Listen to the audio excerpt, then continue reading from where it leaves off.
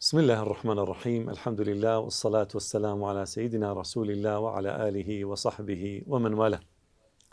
خۆشەویستان، کەسێک کۆچەر بێ کە لە هەندەران بژی، لە گوندێکە، لە شارێکە، لە وڵاتێکە، نە گوندی ئەوە، نە شاری ئەوە، نە وڵاتی ئەوە، ئەبێ هەوڵ با جێگە پەنجەی دیار بێ لە کاری خێر و خێرخوازیە، بێتە هۆکاری پێشکەوتنی ئەو وڵاتە. ئەبێ هەوڵ با بە هیچ شێوازێ کێشە بۆ وڵاتە دروست نەکە. ئەبێ هەوڵ با ئەگەر کێشەیەکیش هەبوو کێشەکان چارەکە.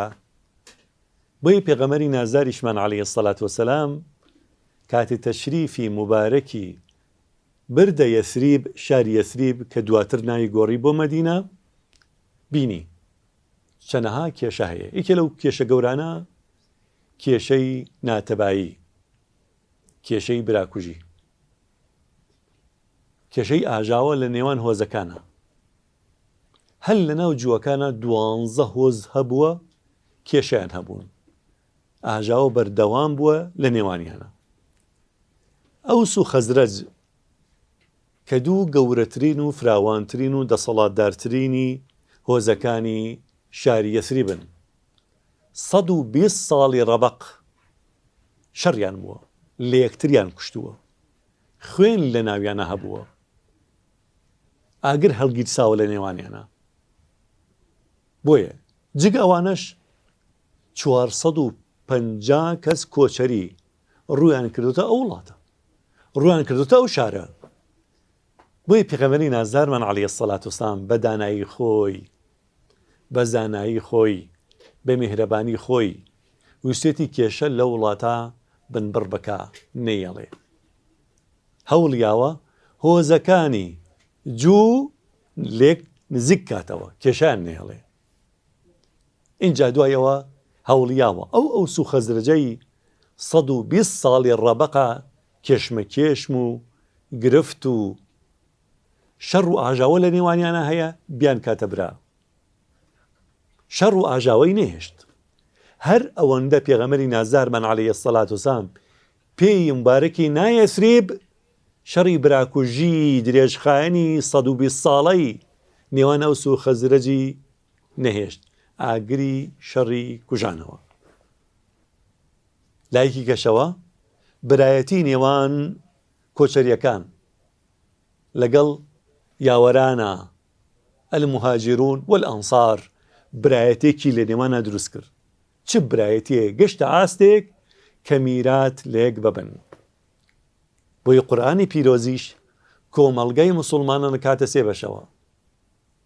لەناو بڕوادارانە بەشی یەکەمیان کۆچەرانن، للفقراء المهاجرین، ئەو کۆچەرانەی کە لە شاری خۆیان دەرکراونەتە دەرەوە، لە پێناوی ئەڵڵادا وازیان لە ماڵیان، سەروەتیان، سامانیان، کەسوکاریان، خزم و خۆشیان هێناوە، ڕوویان کردوتە ئەو شارە.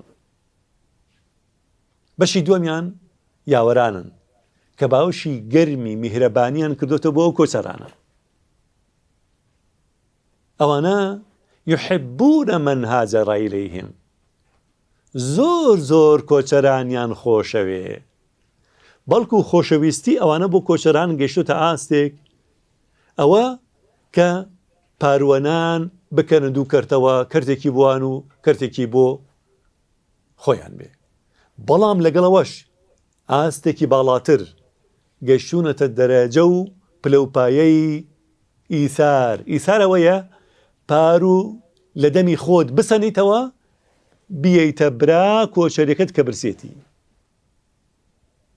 ويؤثرون على أنفسهم ولو كان بهم خصاصة. ئیثاریان هەیە، برا کۆچەرەکانیان پێشەخەن لە خواردنیانە، لە پێداویستیانە. بۆیە پێغەمبەری نازدارە فەرمی عەلەیهی السەڵات وەسەلام ڕۆکاتە بڕوادارانە فەرمێکی مثل المؤمنين في توادهم وتراحمهم وتعاطفهم كمثل الجسد الواحد إذا اشتكى منه عضو تداعى له سائر الجسد بالسهر والحمى. ئەفەرمێ نمونەی بڕواداران لە خۆشەویستیانە، لە تەباییانە، لە یارمەتیدانی یەکدیە نمونەی یەک لاشەوایە کاتێ ئەندامێکی ئەو لاشە ئازاریە بێ تێکڕێی ئەندامەکانی دیکە شەو نخونیەکەن هەز بە ئازاریەکەن نمونەی بڕواداران وەکو ئەو دوو دەستەوایە کاتێ دەستێکیان پیسە بێ ئەو دەستەکەی دیکە جوان جوانەی شووە کاتێ دەستێکیان برینارە بێ دەستەکەی دیکە تیماریەکە برینەکەی ساڕێژەکە کاتێ ئازاری هەبێ چاو فرمێسکی بۆ ڕێژێ کاتێ چاو فرمێسکە ڕێژێ ئەم دەسە بەرزە بێتە و فرمێسکەکەی ئەسڕێ نمونەی بڕوادار وەکو ئەو لە شەو وایە پەروەردگاریشە فەرمێکی ئینەمە المؤمنونە ئیخوە ئەماتە چەند جوانە الله الله الله ئەفەرمێ بەڕاستی بڕوادەران چین برایەکن کە ئەنەما شێکی دیکەنین برانە بن کە ئەنەما برایەتی لە ناو بڕوادارانە نەبێ لە جێکی کا نییە دەسە ناکەوێ بگاتە هاستێ مرتبە و پلۆپایی ئیثار بۆیە خۆشەویستمانە فەرمی عەلەیهی السەڵاتو وەسەلام ئەفەرمێ لا تباغضوا ولا تحاسدوا ولا تدابروا وكونوا عباد الله إخوانا ئەفەرمێ چی ئیرەیی بە یەک مەبن کەسێک ئیرەیی پێدەبا تۆ ئیرەیی پێ مەبە کەسێک ڕقی لە تۆیە تۆ ڕقل لێ نەبێ کەسێک پشتتێکا تۆ پشتی لێ مەکە وكونوا عباد الله إخوانا تێکڕا بە برایەتی ببنە بەندەی ئەڵڵا بە برایەتی ببنە بەندەی ئەڵڵا ببنە برای یەک بەندەی ئەڵڵا سێریکەن ئەو کۆچەرانە کاتێ چوونەتە یەسریب چوونەتە مەدینە شەڕ و ئاژاوی 120 ساڵەیان نەهێشت ئاگری ئەو 120 ساڵە جەنگە و ئاژاو و شەڕیان کوژانەوە کاتێک شاسی کوڕی قەیس جوولەکەیەکە ئەبینێ ئەو ئەوس و خەزرەجە 120 ساڵە شەڕەکەن بە یەکەوە ئەمە چۆن بوون بە برای یەک زۆری پێ ناخۆشە ئەڕواتە نێوانیانانەوە چیان ئێنێتەوە یاد شەڕ و ئاژاوی کۆن ئای ئەوسەکان ئێوە جاران چەند پاڵەوان بوون چەند کەستان لەوان کۆشت گوێتان پێ نەدان عزتان هەبوو ئیجا ڕۆژە لای خەزرجەکانەوە ئەی نەتان بینیوە جاران ئەو ئەوسانە چەندیان لێوە کوشتووە بیرتان چوویەوە چەندتان لەوان کوشت چۆن زاڵ بوون بەسەریانە ئێستا خێر ئاوە ئەو شارەتان بیر چۆتەوە شەڕ و ئاژاوەی کۆن هاتەوە یادیان براکوژیان هاتەوە یادیان بۆیە خەریک بوو پەلامانی یەکدی بن پێغەمبەری نازدارمان عەلەیهی السەڵاتو وەسەلام کۆچەر ڕووی کردە وڵاتە ئەوانە یەکترە کوژن ئێستا جوولەکەیەک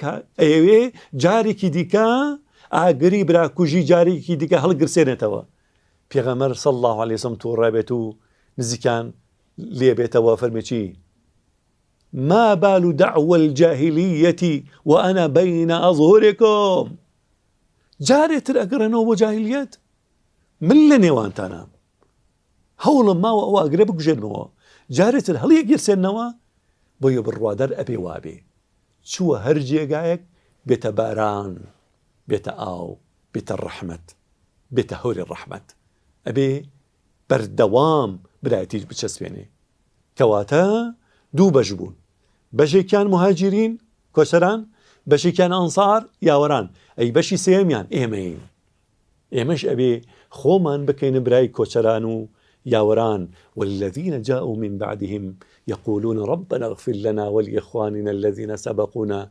بالإيمان ولا تجعل في قلوبنا غلا للذين آمنوا أفرمي أواني دواي أوان هاتن كإيمين دڵیان پاکە بەرامبەر پێشینیان کاتێ ئەپارڕێنەوە داوای لێبوردنەکەن لەوانی دیکەش پەروەردگارە لە ئێمە خۆش بە لە کۆچەران خۆش بووە لە یاوەران خۆش بە پەروەردگارە داوا لێکەین تۆزقاڵێک ڕق و ئیرەیی و قین لە دڵمانە نێڵی بەرامبەر بڕواداران ئەوانەی لە پێشەوە و ئیمانیان هێناوە ئەبێ کۆمەڵگا ئاوا لێوان لێو بێ لە برایەتیە لە میهرەبانیە لە خۆشەویستیە پەروەردگارە بۆ خاتری ناوە جوانەکانە لێمان ببووری لە کۆچەران ببووری لە یاوەران ببووری یا ڕەبی کۆمەڵگامان بکەیتە کۆمەڵگایەکی تەبا برا خۆشەویست میهرەبان کوردستانمان بۆ بکەرە نورستان بە ئومێدی دیدار و